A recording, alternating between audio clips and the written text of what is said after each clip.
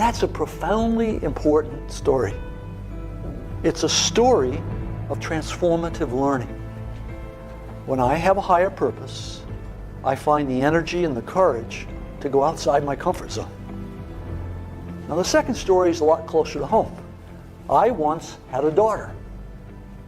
She was single. She was living in Washington, D.C. She had reached that point in life where she said, there's not a good man left on the earth.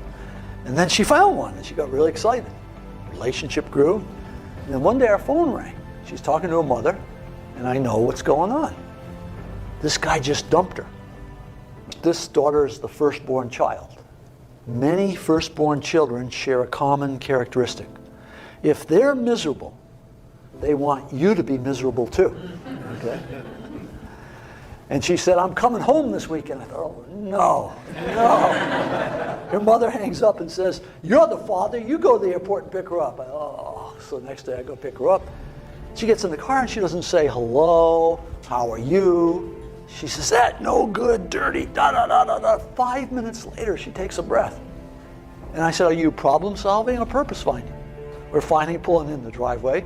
She takes another breath. I say it again. She says, what are you talking about?